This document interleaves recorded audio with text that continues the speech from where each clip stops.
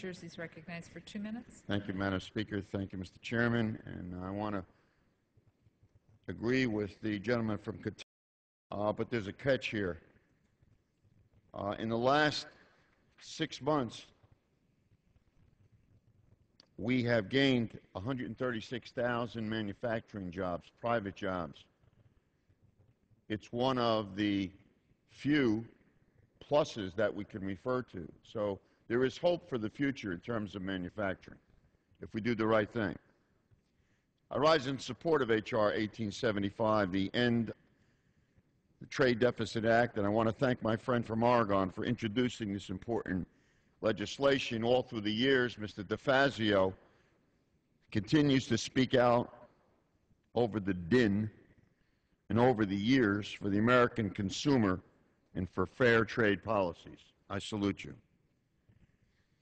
The United States has run a persistent trade deficit with the world since 1978, including structural deficits with several major trading partners year after year.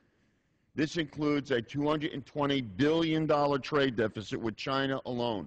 In 2001, just think of it, 9 years ago, China was granted admission to the World Trade Organization. That number was $84 billion.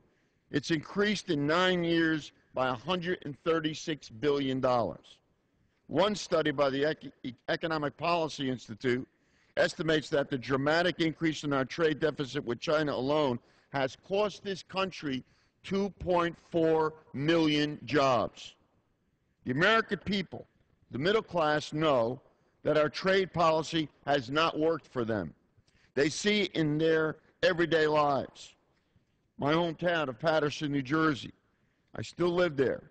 We close factories, we reopen them south of the border or overseas. Why haven't we stopped the hemorrhaging of jobs to places offshore? Another minute. The gentleman from New Jersey is an additional 2 minutes. Thank the gentleman. We cannot continue down this path. Our trade deficit is unsustainable. We must begin to tackle it if we want to create jobs here in the United States and remain a prosperous country in the future. There's no silver bullet out there that will balance the books, which is why a comprehensive study of the problem and recommendations for policy solutions, which is prescribed in this legislation specifically, is very necessary. The Commission will look at many of the tactics we know our trading partners use in order to place their exports at an advantage and in order that they have played and gamed the system to our disadvantage. Foreign currency manipulation. We've addressed it in some esoteric statements now and then, but we know what China is doing, and it hurts us in terms of what the Americas are trying to do.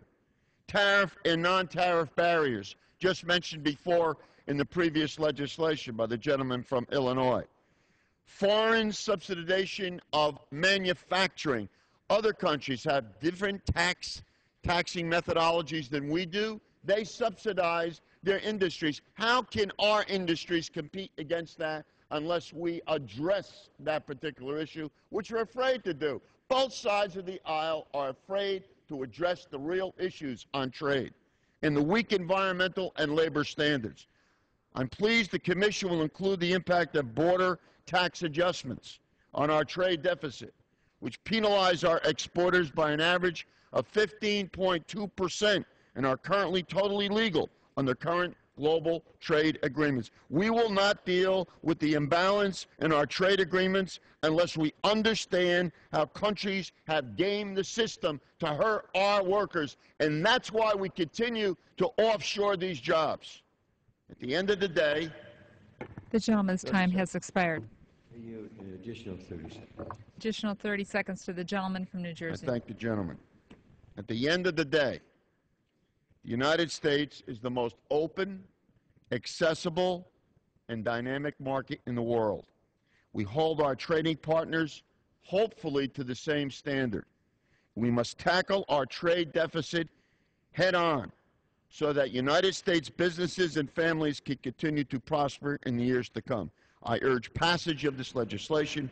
I eagerly await the report of the commission. I yield the rest of my time back, which is nothing, but thank you, Mr. Speaker, and thank you, Mr.